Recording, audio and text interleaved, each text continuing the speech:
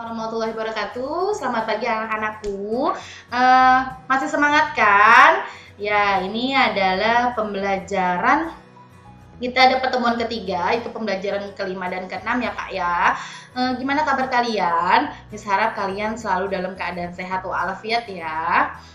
Sebelum Miss menyampaikan materi pembelajaran, kita berdoa terlebih dahulu ya Kak. Baik, berdoa dimulai. Bismillahirrahmanirrahim. Rabbi zidni ilman warzuqni fahman. Amin. Gimana pembelajaran kemarin? Apakah sudah mengerti atau belum? Miss harapan sudah mengerti ya. Kalau belum mengerti bisa ditanyakan ya. Jangan malu bertanya. Baik, di sini Miss akan menyampaikan materi tentang pembelajaran bahasa Indonesia. Garis waktu. Apa itu garis waktu? Garis waktu itu bisa disebut juga linamasi atau alur waktu, adalah suatu penggambaran secara kronologi atau urutan waktu suatu peristiwa atau jadwal aktivitas. Nah, garis waktu dapat dibuat menurut era, abad, tahun, bulan, minggu, hari, dan bahkan jam. Ya. Ini contoh dari linamasanya ya Kak ya. Ini adalah garis waktu pada zaman dahulu untuk perkembangan teknologi informasi. Dulu itu handphone tuh, telepon tuh bentuknya seperti ini. Nah, ini perkembangannya sampai di tahun 2006. Bahkan sekarang 2020 sudah semakin canggih ya. Udah touchscreen semuanya ya. Kalau dulu modelnya masih tebal-tebal ya. Dan jaringannya pun belum seperti sekarang ini, 4G ya. Selanjutnya, beberapa hal yang harus kalian ingat ketika membuat linamasa. Yang pertama adalah garis waktu boleh berupa garis vertikal, horizontal, melengkung, atau lurus ya. Ini adalah contohnya nih Kak. Nih, ini contohnya adalah melengkung ya. Nah, di buku ada di halaman 47, itu adalah contoh dari vertikal ya.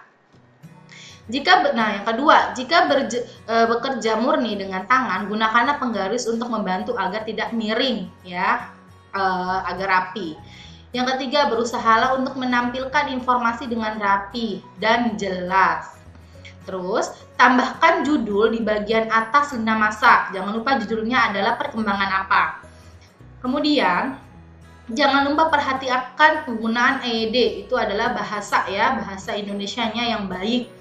Ya, yang terakhir pastikan untuk mencantumkan sumber yang tepat sesuai dengan sumber yang didapat. Misalkan membahasnya tentang telepon, berarti tulis sumbernya ya, tentang alat komunikasi.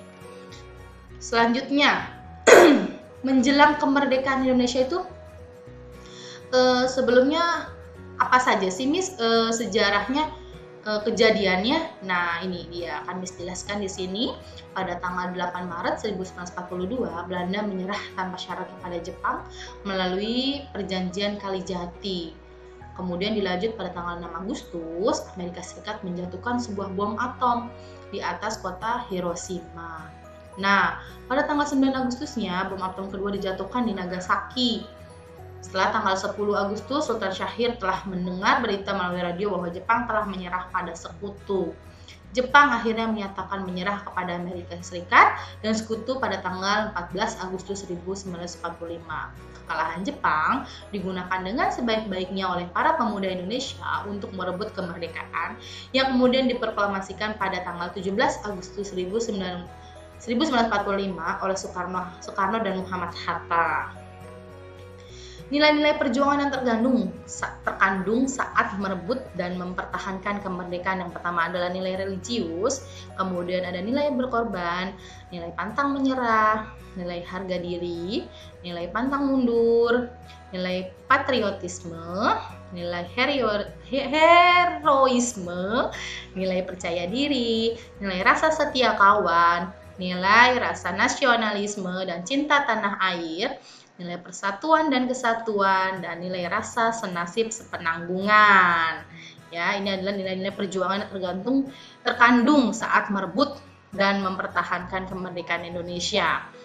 Nah, ada fungsi dari bahasa Indonesia, fungsi-fungsi aspek dalam mencari suatu informasi.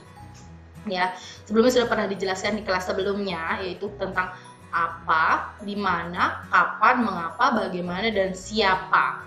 Apa biasanya menjanjikan informasi tentang identifikasi peristiwa, ya. Terus di mana menyajikan tentang informasi tempat terjadinya peristiwa tersebut tuh di mana, ya. Kapan menyajikan informasi tentang waktu terjadinya peristiwa.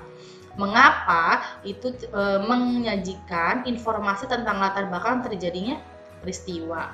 Bagaimana itu menyampaikan informasi tentang terjadinya peristiwa, proses bagaimana terjadinya, ya.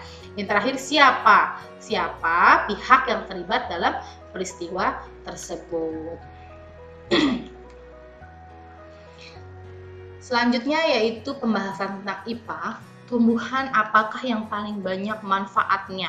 Yang pertama adalah pohon kelapa. Kenapa Miss pohon kelapa? Karena pohon kelapa dari batangnya, akarnya, buahnya, daunnya semuanya dapat kita manfaatkan, ya. Dari misalkan kelapa, buahnya akhirnya bisa kita minum, dagingnya bisa kita makan, minyaknya bisa menyehatkan rambut, ya, dan kulitnya sebagai wadah makan. Dan daun kelapa juga bisa dipakai kalau pada saat lebaran, ya, kita menggunakan sebagai ketupat, ya. Itu adalah fungsi dari daunnya, ya. Selanjutnya adalah pohon pisang. Nih, pohon pisang itu juga banyak sekali manfaatnya. Dari daunnya kita bisa gunakan untuk memasak, buahnya bisa kita manfaatkan, dan batangnya pun itu bisa kita manfaatkan untuk menyembuhkan penyakit-penyakit seperti batu ginjal, cacar air, ya, dan masih banyak lainnya. Yang ketiga yaitu tanaman bambu, ya. Pohon bambu itu sangat banyak manfaatnya karena pohon bambu itu merupakan pencegah banjir, ya, sebagai pencegah banjir, dan juga tumbuhan bambu itu bisa dimanfaatkan untuk membuat seperti kursi, tikar, ya, dan masih banyak lainnya. Nah, yang terakhir adalah tolong kalian kerjakan uji kompetensi pertama halaman 60 sampai halaman 62 di buku paket kalian langsung, ya, bisa langsung kalian kerjakan. Nah, cukup sekian penyampaian materi yang Miss bisa sampaikan hari ini. Kurang lebihnya Miss mohon maaf. Apabila ada yang kurang kalian pahami, bisa kalian langsung tanyakan ke wali kelas kalian masing-masing. Miss ucapkan wassalamualaikum warahmatullahi wabarakatuh.